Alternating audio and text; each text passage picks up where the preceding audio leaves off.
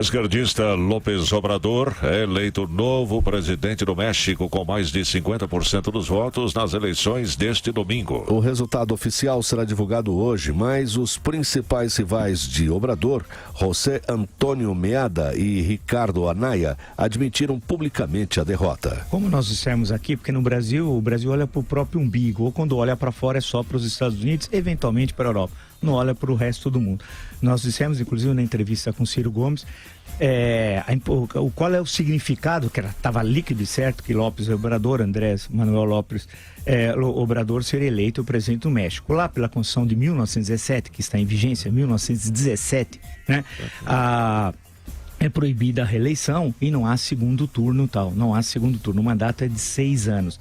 E nós dissemos aqui que ele teria, mesmo assim, não precisando de segundo turno, maioria absoluta, e teve em torno de 53% dos votos. Há uma grande polêmica no México, nos Estados Unidos, especialmente, sobre como é que ele vai tomar posse em dezembro. Como é que vai ser o governo López Obrador?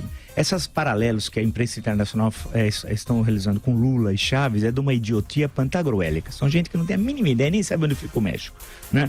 A questão é outra. O López Obrador, nos seus discursos, para quem acompanha um pouco a política mexicana, é muito interessante. Todas as referências históricas, a independência, a Morelos, a Benito Juárez, já na luta contra a invasão francesa do Maximiliano, a Revolução Mexicana, aos personagens da Revolução Mexicana, em especial ao presidente Lázaro Cárdenas, que governou o México entre 1934 e 1940. As referências históricas dão prazer a um historiador num país como o nosso, aqui no Brasil, que ninguém faz referência histórica nenhum. A história não serve para absolutamente nada. Eu não vi nenhum dos presidenciáveis que foram entrevistados aqui na Jovem Pan, conosco aqui no Jornal da Manhã, qualquer referência à história do Brasil.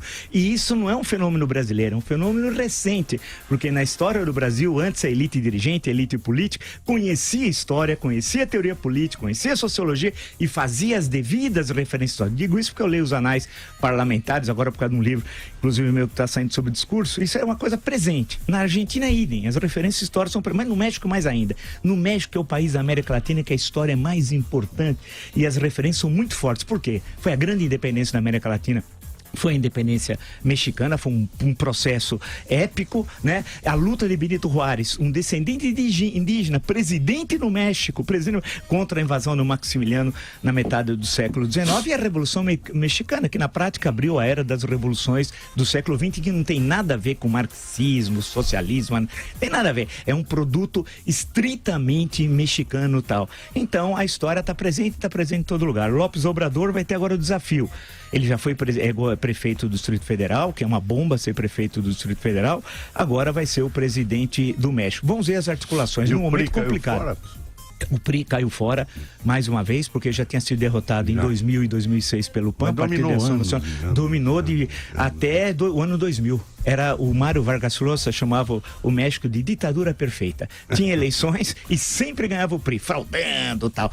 Tem problemas graves no México para concluir. Corrupção, crime organizado. E que crime organizado, viu? Porque tem regiões, estados tomados pelo crime organizado, problemas econômicos, está no NAFTA, tem a questão do Trump e tem a questão dos deslocamentos para os Estados Unidos, que hoje 90% deles na fronteira não são de mexicanos, mas são de países da América Central, salvadorenhos, guatemaltecos, tal. Então a situação vai estar bem complicada e vai ter reflexo isso na economia internacional daqui a pouco, porque ele tem uma plataforma nacionalista, o presidente que venceu por maioria absoluta de votos a eleição ontem no México.